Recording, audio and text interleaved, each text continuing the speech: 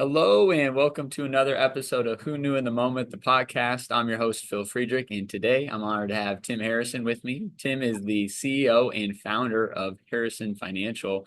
And a big takeaway I think you're going to have throughout Tim's story is this theme of when hard work, perseverance, and grit meet, anything and big things are possible. So, Tim, thanks so much for being on. Thank you for having me.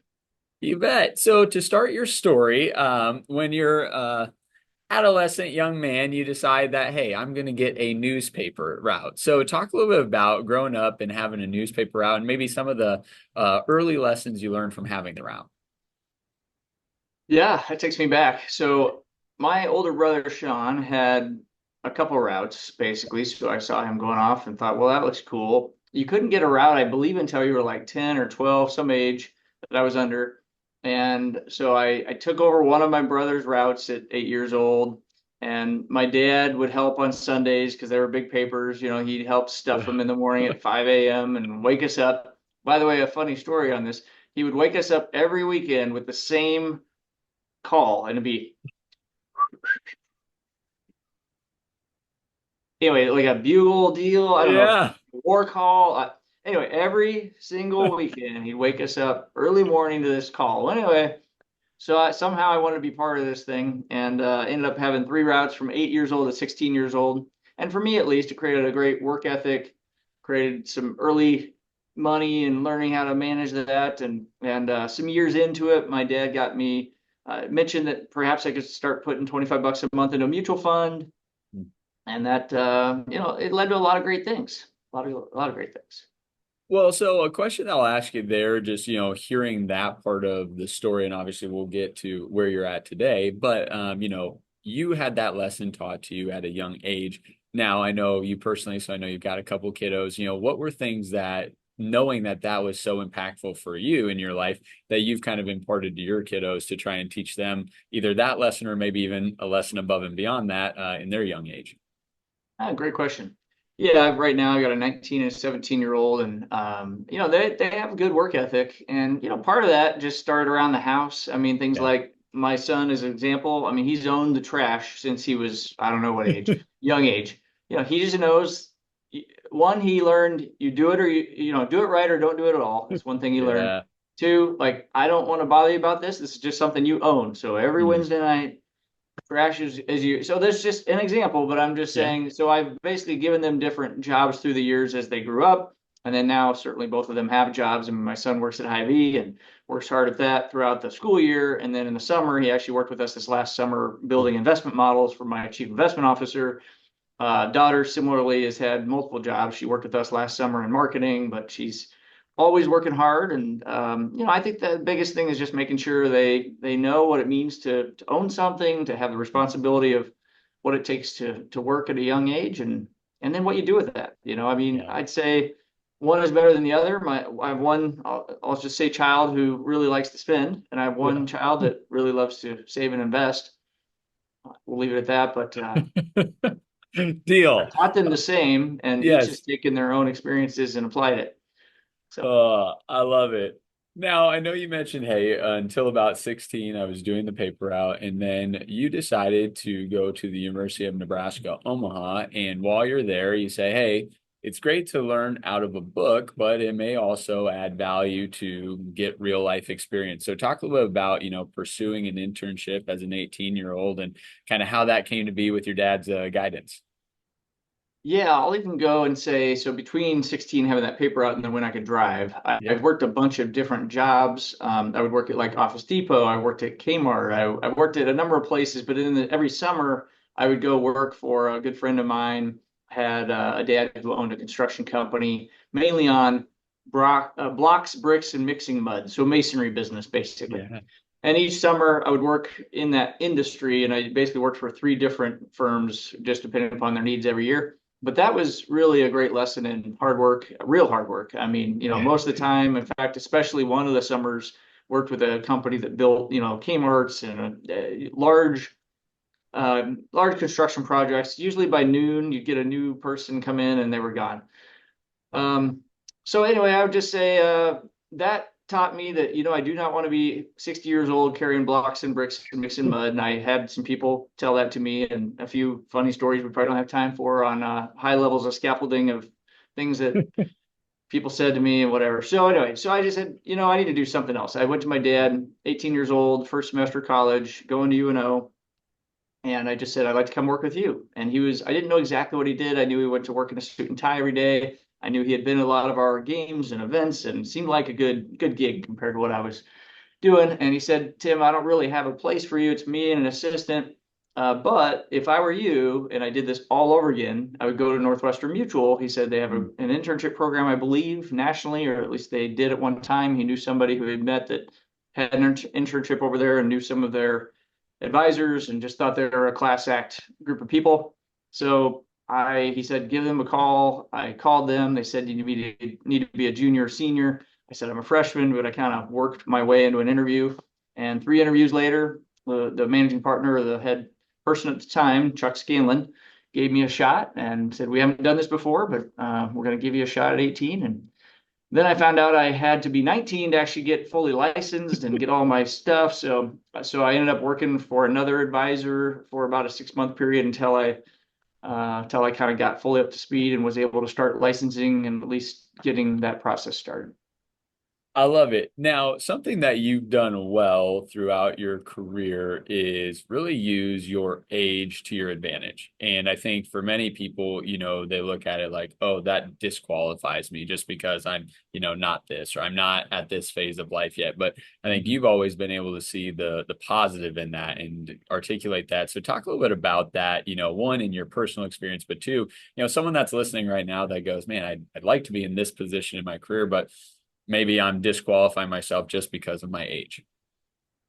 Yeah, it's an interesting one.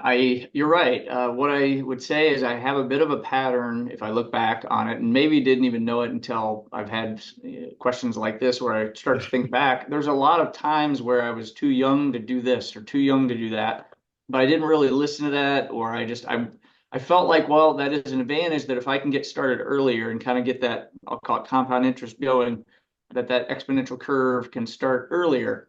So example would be even joining like the Junior Chamber of Commerce. I remember them telling me I needed to be some age for that. I think it was 19 or whatever it was. I wasn't there yet. 21, I don't recall what it was. But anyway, the point is somehow I worked my way into doing that early. When I joined this EO group, I'm one of the founding members of the Nebraska EO chapter. And when I got involved in that, there were certain guidelines of what you needed to do. And I basically kind of had to cobble together what I was doing in my business to meet the criteria at the time between number of employees and revenue. And so, yeah, that has been a trend. And I would tell you that in some ways it for sure it can be a disadvantage, your age, but actually in many ways I was able to turn it into an advantage from the standpoint that, like, again, most people just didn't know another 18, 19-year-old kid that was green behind the ears that was willing to come to talk to them about their personal financial planning Yeah. and I as you know, I ended up working with a lot of senior executives, and I just kind of decided I'm going to get comfortable being uncomfortable, and I went Yeah. after it. I mean, I went and I talked to CFOs of Fortune 500 companies in Omaha. I went and met with, people in their private dining rooms, and I mean, and I think the great thing about this town, and I think it exists around the country, but it really exists and is highlight of Omaha, is you've got a lot of very successful people that are willing to take time to mentor and kind of listen to your story and help. And so I found some great advocates early on who are willing to turn that what could be a disadvantage of age into a real positive and help me in a way that again I look back and I'm really humbled by it and really appreciative and thankful for it. Yeah. Now, as you mentioned that, I know that there were a couple creative things that Tim had to do to get in front of a few of these executives. So, if you don't mind sharing one or two of the creative stories that you went about to get in front of certain executives, I would love to share those. Oh boy, yeah. Well, you know the story, so you have that advantage, I guess. Well, so I ended up spending a few winters, couple winters in Los Angeles, and then one particular winter I went down. I split my time between Miami Beach and Los Angeles. I had some good friends, and kind of long story short, I had gone out and did some speaking back then to offices. One was in South Florida, one was in LA, and both of the managing partners had asked me to come speak to their groups, which I did. And in LA, the managing partner asked me to come and I would have an office for free, come out there, spend the winter. Leaving Nebraska in the winter sounded like a good idea to me. I was young, I was single, I was able. And at the time, I knew I could work with Deloitte executives, and I knew some people that I could work with in LA. I knew some people I could work with, although less, in Miami. But when I went to Miami, I didn't have much of a natural market at all. I didn't have many people here that there aren't like Fortune 500 company headquarters that I knew down there. I didn't have natural connections, but I was going down there for some months and to work. I did have Deloitte. I knew I could work with Deloitte partners down there. They had a good office. So I was trying to figure out like, how do I make this happen? One of the things I did in LA when I went out there is I joined a city club, and there's these social clubs at different places around the country. And there was one in particular that had like these reciprocal arrangements in different cities. LA was one, Chicago, New York, and they had one in Miami, the Miami City Club. So I joined that, and knowing nobody, I went there, I met the person who was running it and just started going there. One of the things when I went for the introduction or the what am I trying to say? The review Yeah. walkthrough, if you will. She said, well, every day there's this table, the captain's table. There's 16 places at this huge table that if you don't have somebody that you're bringing as a guest for lunch, or even if you do, you could sit at this table. Like anybody can sit. Hmm. It's like the bar, except it's just the big captain's table that you can sit at. So I was like, well, great. That sounds like a great way to meet people. So I just started going there every day for lunch, or a lot of days anyway. And I sat at this table, and it was surrounded mostly by people that were between about 55 on the low end age wise up till probably 75 and even 80. There were some former senators, there were some high end attorneys, some really great people I started to meet. And I think after a week or two of seeing this young kid showing up in my 20s at the captain's table, they just started asking questions, and I was asking questions. I was interested in hearing their stories. I mean, these were great guys and gals, mostly guys, but a combination of people who had success. And I loved hearing their stories. And then they started asking me questions about, what I was doing. And lo and behold, I developed some good relationships at that captain's table. Yeah. So that started to, help me get some introductions. But I think where you're going, and I'll say, I started to do some creative things. So I, at the time, had my dad and my brother who had come to work for me. And I said, hey, could you go and pick up a bunch of Ken dolls? And we ripped the arm and the leg off of the Ken dolls, and we FedEx these packages saying, I'd give an arm or a leg to meet with you. Either, some part of the Ken doll we would send in this FedEx package. I sent that to all the CEOs of the major companies down in Miami. At the time, I had bought some, there was like a list company that I bought some lists Yeah. of who's in the, South Florida area. Same thing with peanut M&Ms. We sent peanut M&Ms also FedExed to a bunch of these CEOs, business owners, saying I'd give, I'm going nuts trying to see you. I mean, I did a lot of things that I wouldn't do today, Phil, but Hey, well, it worked, right? That the it important did part work. is Actually, that so it one of the worked. best stories that came from that is Yeah. what was at the time the chief operating officer of Carnival Cruise Lines. His assistant called, and one of the things I also sent with the M&Ms, by the way. So I did have a reference list, which is a pretty bona fide reference list. I had the CFO of Conagra at the time. I had some really good qualified clients. I ended up getting the CFO of the LA Times. We had some senior executives at Activision, which was a really budding, growing company at the time. So I had a really good reference list with the peanut M&Ms and the Ken dolls. And so Bob is his name, but Bob's assistant called one day in the office and said, "Hey, Bob would like to meet with you. He's impressed with what he sees in your reference list. He's interested in hearing what you have to say and how you work with executives." And so I went and met with Bob, and he just was a great guy. I mean, is a great guy, and continued to work himself up to CEO at Carnival at the time. I mean, he's been retired for some years now. He was on the Orange Bowl committee. He was head of United Way that year. He knew a lot of great people. So again, it opened up some doors that I wouldn't have done without the corny things that I did. And I didn't do a lot of that, but I was willing to just try stuff. Yep. Willing to push the envelope a bit. And again, one thing I had going for me, Phil, is I didn't have a lot to lose. I Yeah. mean, I didn't have a reputation in Miami that I had to worry about. I had more of I'm gonna try to make or break an opportunity to see some people. I love it. Now, something you mentioned was, the EO organization and being a founding part of that locally in Nebraska. And, once again, I know that that's been a really great organization that you've spoken very highly of, but two, just feel very passionately about. So talk a little bit about, how that came to be. I know earlier you mentioned, hey, you kind of had to scrap together some things to make it work, but talk about maybe the early part and then the trajectory that's been on just as an organization and for you. Yeah, for those that aren't familiar with EO, or there's a sister organization essentially that looks a lot like it, YPO, Young Presidents Yep. Organization. EO is Entrepreneur Organization. It's a global organization of entrepreneurs.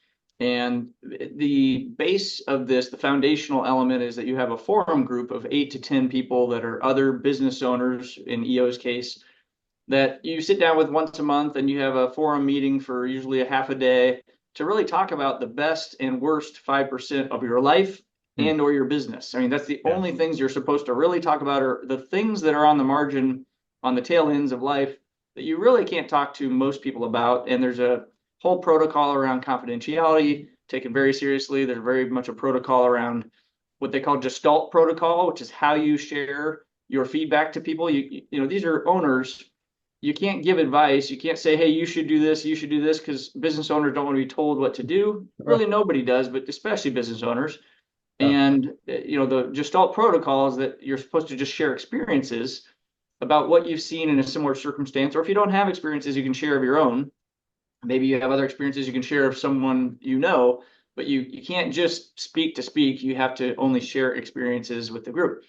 Long story short, this organization, and I don't take credit for starting the chapter in Omaha. I was one of the founding members because there was two initial forums, and I think I was one of basically in the second forum that first Got it. year that they launched the chapter. Paul Hogan and Bill Champion, I think, were the two people locally that had started this. And Paul Hogan, for some of you may know, but he and his wife started Homestead Senior Care, and they've grown that to a fantastic company that they ended up selling. But I would tell you, EO has been instrumental, from everything from the experience sharing that I've learned from these other business owners, being in this for Yeah. over 20 years now. I've been on the board and been involved in different chairs, so learning chair and social and communication and different things through time. And that certainly, the board chairs was a great experience for me at a pretty young age. I think the opportunity to get inside of a business owner's head, a lot of times owners of especially smaller businesses, they're a bit of on an island, and a lot of Sure. what they think about, just kind of getting in the psyche and understanding the good, the bad, and the ugly inside of an entrepreneur's mind, was very instrumental in the fact that today we mainly serve business owners. I mean, we Yeah. serve executives and business owners, or people that basically are decision makers, and that was pretty instrumental. Also, without maybe spending all day on the EO organization, I mean, you could look at eonetwork.org, and can't say enough good things about it. I've actually brought there's a lot of clients who have joined EO over the years that I know, and vice versa, just people who've approached me through the years as they got to know more about what we do and how we serve business owners. They have universities globally and nationally that are learning events that they do. There's a lot of both social learning and, again, kind of experience sharing events between the forum group and other things that they do. So, I love it. Now, give you an idea. yeah. So something you highlighted there that I think is really interesting. Many people have heard the quote, hey, you're the average of the five closest people in your life. And, I think there's value in having, I'm not saying that your EO group aren't the five closest people in your life, but there's a chance that maybe there's a little overlap, but there's also a chance that there's Quite a people that bit. you might call, your five closest, and maybe they're not in an EO group. But there's value in surrounding yourself with people that you would also aspire to be like, whether that's, personally, Mhm. professionally, or in this case, maybe both. So talk a little about, having the relationships that are so authentic that you can really talk about both the personal and professional side with them. And then I guess the second part would be, being maybe humble or vulnerable enough to talk about the real issues and then take, feedback and be willing to implement that. Yeah, it's a great point. And I would tell you, when I joined EO, I feel like I was not only I am a natural introvert, and I grew up like a lot of us in a family where my dad, who was a little older than most kids my age, was very reserved. He didn't talk about his own personal stuff. He Yeah. wasn't a very vulnerable person. It might have been just that generation, but I was not used to coming up in a family where you talk about what's not working, and I mean, just like figure it out is kind of Yeah. the school of thought. So I did learn a lot, and I say it took a couple years for me to be willing to really give into the group. And I realized that if I'm going to get, more value out of this organization, I really need to give more of myself and Mhm. learn how to speak about the things that are more challenging and emotions and vulnerable topics that perhaps I don't talk to anybody else about. Uh, So I would tell you it's been a journey, not just for me, but and to your point, I mean, most most of the friends that I'm really close to today, many of them are in that organization today in EO. I didn't join EO to find a bunch of friends. I joined it probably more from the business aspect of what I could learn, thinking that was probably the driver, and it was early on. But finding 20 plus years later, after literally traveling the globe and getting to know a lot of great business owners, entrepreneurs around the world, but certainly around here as well. Um, Absolutely some of the best relationships I have, and they're far deeper and more meaningful than most of the relationships I have anywhere else, just because it's a forum for it. I mean, that's how it's designed. yeah. Also, like I said, the whole protocol around confidentiality, you just know that what is said here stays here, Mm. and there's no hesitation that over time, as you bond and you get to know these folks, they've shared enough, you shared enough. You cannot. I can't stress how important that confidentiality is, and knowing that they have you and have your back, and that anything you talk about is not going anywhere. So Yeah. it's like a personal and business board. I love it. Now, you mentioned international travel, and as well as I know you, I know that that's one of your favorite things to do. And so it Yeah. sounds like that was spawned by a friend's wedding. So talk a little bit about, maybe some of the first international excursions and, what triggered for you and kept you wanting to travel to other places. Yeah, and again, you know me well enough, so you know some of these things. I would say going back to, in high school, the first time I really traveled at all overseas was to go to Mexico with a buddy of mine, and then a good friend of his and mine is a gentleman whose brother, who's also became a good friend, was getting married over in India, and it was kind of an arranged wedding. Still happens, these days. Yeah. And so we went to Amsterdam for a bachelor party, which was in of itself an interesting experience, and then went on to India, and it was a couple week trip. I would tell you just the experience again, being in my, I think, young 20s, going to India, to Delhi and Agra and seeing the Taj Mahal, but also just experiencing the customs. Mm. There's one custom, I don't even know how much I can even go into this, but if you look it up, that in India, if you um, my friend, I'll say he did. There's a lot of stories here, Phil. My friend who was getting married, first of all, he didn't make the bachelor party in Amsterdam. Um, he was stuck in Las Vegas or something. So I don't know what to say about that one. But anyway, he showed up finally, got there. Actually did get married, and the yeah the bride came in on an elephant, and like I said, there's some stories on this though that I would tell you. I don't even know how much I can go into it. There's some odd things that happen in India, customs around weddings. Understood. I don't even know, Phil, what to say on it. Well, now for you travel wise, we were just chatting before we started recording, and you said, "Hey, I've been, spent a week in Croatia." And so that's just continued to be something that, you guys love to do. So, talk about what it is that, either it, inspires you to want to go travel, or, maybe it's the fulfillment of the travel that when you come back, you're like, all right, my cup is restored. I feel, more energy, and now I'm able to dive back into some of these other things. Yeah, I mean, I would just tell you so, and I kind of botched the story on India because there's just a lot there. But what I would say is it started the idea that there's so many ways to look at this world that are very different than the way I grew up, Mm. and both customs, but also people's mindsets. And I created an appetite for really learning, what are the customs around the world in different parts of the world. And so, Tracy and I, basically my wife and I now for 21 years, uh, we just made it a habit. Once a year, usually we're going somewhere overseas and try to visit another culture and see, what's different in the way people act and think. Try to really, do some things that are really in the culture. Example would be, so we went over to Morocco here a couple years ago, and one of the things we did, we each brought a full suitcase of just what we would view to be personal items that soaps and just simple things, Yeah. clothes and things. We went to a village that was out in the desert that's not too far outside of Morocco, basically, to these little villages that unfortunately were kind of decimated in the earthquakes Mm. here in this last couple of years. And took these suitcases to, and there was little schools and villages where these kids have never seen a pair of shoes, Mm. or certainly their own pair of shoes, I should say. Haven't seen clothes like what we brought. We went and we helped them do some painting and taught at the schools Cool. for a day. And like that was one of the coolest days that we've spent in our life anywhere.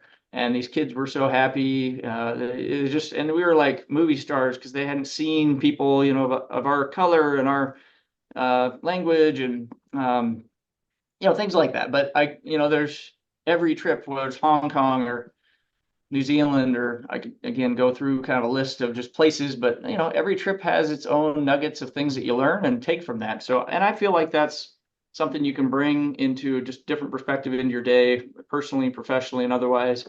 Also, the people that we went through, I always say, it's not about where you are; it's about who you're with. And Mm. so much of these trips, what makes them is all the people who are on those trips. I mean, the trip to Croatia we just talked about, it was 16 couples. We know all of them, knew some better than others, but some are great friends, some are now great friends after the couple of weeks spent in Croatia. So I don't know if that answers the question, but just I think Perfect. the experiences themselves just help add to who we are as humans and what we've experienced, and love that. I love it. Now, I know you mentioned Tracy, and so we'll talk about that because I mean, behind every great business owner is a strong, supportive wife, and so you guys met at a soiree that you were throwing at your lake house. But talk just a Yeah, little bit about for you, having been in the business owner role and then doing that as a single person, but then all of a sudden maybe some life changes that you had to make to you know be able to put time and energy into yeah, arguably the most important relationship you'll ever have. 100%. Yeah, as you know, we met on a Third of July party that we did at a Ginger Cove, and without again going through that whole story, yeah, she sat on my lap, and I had a sombrero on, some gold dice around my neck, and was just having fun, and so was she. And there was no room on the boat, so she came on, and so anyway, there was no room, so she sat on my lap. We had a great time, and then we just kept talking from there. Yeah, Tracy's been a special person in my life. She's kind of the perfect partner, basically, in so many ways because we're very different, but very complementary to each other. And from a business perspective, when you talk about some things, I guess what I would say is early on, we kind of decided that even though she had a career at the time at First Data and I had my career, we kind of figured out what is each of us going to do Mm. and what roles we're going to play. Yeah. And then over time, as we had kids, Tracy decided to stay home with our kids, and that was its own job and had its own roles. But also, I was growing the business, and we kind of just said, "Hey, let's separate this a bit and say you're the COO of the household. So all things household, you run, you own, you figure it out, and certainly I'll be there to help. Just let me know where I play the role, and vice versa on the business." So she does help on certain aspects of just kind of writing checks and certain things that she's done through the years. But so that's worked out really well for us, just having that separation of duties and roles and knowing and really being clear on who owns what so that we're not looking at each other like you didn't do this or that. And for us, that's worked out fantastic. And we also had things like Wednesday night was her night to go out with her girlfriends and hang out and have a good time and catch up with them. And we've done that since we had little kids. Awesome. Um, and vice versa, I had Thursday night. So Thursday night was my night and we got together. And, today now it's more golfing with clients in the afternoons, usually on a Thursday, and then get out with some guys. And it's not as done as religiously as it once was for either of us over time, but I would say still that's pretty much the way it operates. And for us, that's been great. Just having, a good time to invest in your friends and things outside of just the business and children as well. So That's great.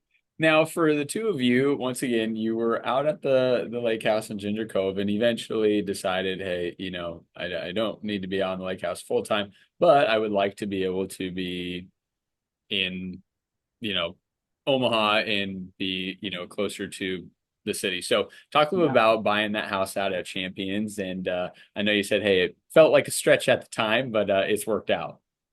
Yeah. So we lived out at Ginger Cove and it gets to be a long drive when you've got kids and activities and all the things. So years ago, even prior to that, I'd been out Champions golfing at one point, and I just remember looking up off the 17th hole, and the house that we now own was one that I looked up and always thought, that would be a dream house for me someday, and like that'd be the exact kind of house I would have loved to have built. I was just a little bit in awe by the house at the time. Again, I grew up in a pretty simple neighborhood. Um, so when that house actually came for sale, it was well beyond our means at the time, or at least it was beyond our means, especially the way it was priced at the time. And long story short, we made an offer on it that was well below what it was listed at. But lo and behold, a year later, after a lot of other people had looked at the house, the price had come down quite a bit and got closer to the price range. And we had, when I originally made the offer, the guy who owned the house at the time said, "You're trying to steal it," and kind of laughed. But a year later, we bought it at the same exact offer price that I had made the year before. And, the gentleman is going through a tough time and Yeah. kind of divorce scenario. And long story short, I just think it was a point he needed to offload it. We bought it and never looked back. I mean, I think the neighborhood of Champions, just between all the things that go on at the club, plus there was a school right there, St. Vincent, that's across the street, Yeah. basically, or about a block. So for our kids to be able to go to school there from kindergarten through eighth grade, to have the club up the street a block away I mean, they've been in swim team, golf and tennis, and they grew up just doing all the things I never grew up doing. But for them, it's been a huge social network, great way to know other children. The school is fantastic. And so I can't really imagine our life, what it would have looked like exactly without that choice that we made. There wasn't a lot of kids in that neighborhood at the time that I bought that house, but over the years, pretty quickly, actually, that turned and there was more and more younger people and younger children in the neighborhood. And I mean, had some great kids that were up the street that would walk with our kids to school every day and back. And so anyway, it's looking back on it, that was a life-changing decision that I'm just really happy. And I will tell you the other side story. I bought that house in 2007, and what happened in 2008 and 9 and with the financial crisis and all that. So, Yeah. in our business, part of our income certainly is tied to the markets and tied to, so I didn't have Dow 6,500 in my head at the time when I bought that. Plus I just shared, it was already a bit of a stretch. So there was a short pucker period that I think, had to muscle through, but sometimes that's what it takes, is a little bit of financial pressure and a little bit of just like you said, grit. And fortunately, we made some great decisions, some great hires, and really invested into the market at that time, and did some great rebalancing and made some great choices for us and for our clients. And so it all worked out. In Yeah. hindsight, just really glad we did what we did when we did it. Now, you talk about those moments where you've made decisions and you're like, I hope this works out. And obviously that's why I'm making the decision, but I maybe don't see the exact path of how it's going to work out today. And obviously your business is a prime example of that. I mean, when you started, it was you, and today I know you mentioned you've hired a couple more people, so I don't know exactly how many are on the team, but it's probably 23 or around 24 20. Yeah. people. So every one of those people, or, I'm sure certain of those people at times have been kind of that, all right, I just got to have faith this is going to work out. So talk a little bit about, on the business owner side of that, growing and expanding, instead of hey, I reached a comfort level and I can just coast at this level. Yeah. I just know you well enough that that's not your mindset. But someone listening says, well, why even go through the stress of it if it's at a comfortable level? So talk a little about that. Yeah, it's a great question. And I would tell you it goes back a little bit, and I'm sure even prior to, but what comes to mind for me is college. So I chose to go down the accounting path, even though I Yeah. knew that was harder in my view than, say, finance. Yeah. I was interested in both. My older brother had started accounting and switched to finance. I kind of just thought to myself, you know what, though, I'm going to try to take the road less traveled. I felt like, and I thought I knew enough to know, and Warren Buffett, who I highly respected and always have, that he talked about it being the language of business. And I felt like I could do a lot more things with an accounting degree than I could finance. You can go accounting to finance. You can't go necessarily finance to accounting. So I Yeah. just thought it created more pathways for me.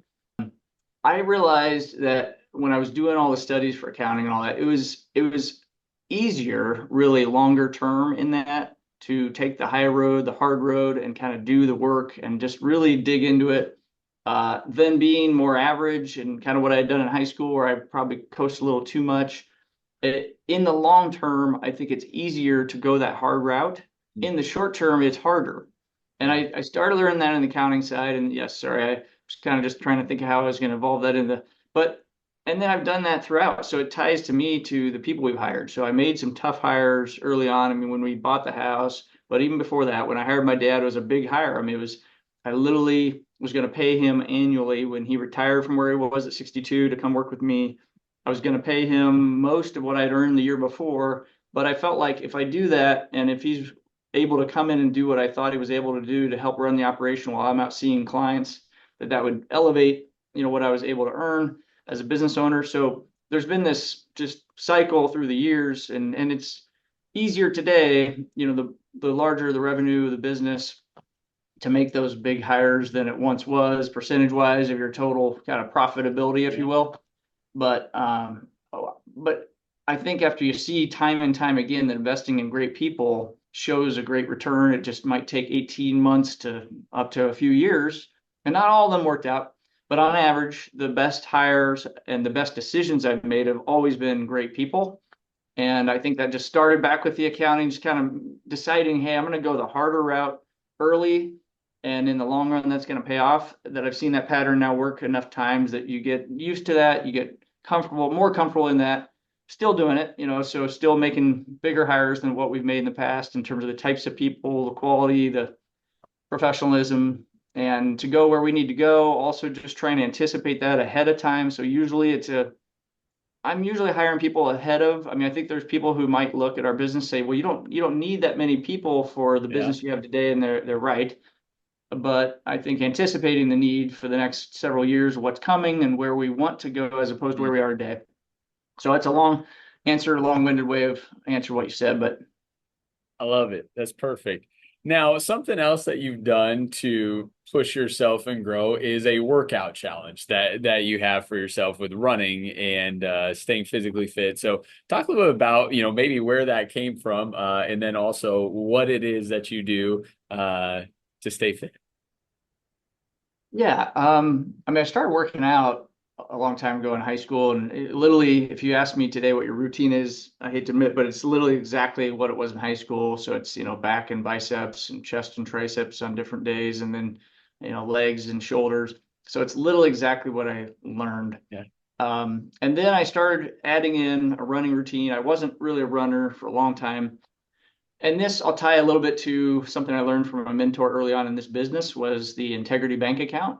And you may recall Byron, who we knew, and Byron was one of my mentors early on. And he talked about the integrity bank account of what you tell people you're either making a deposit or you're making a withdrawal every interaction you're having with clients or friends or whatever it may be.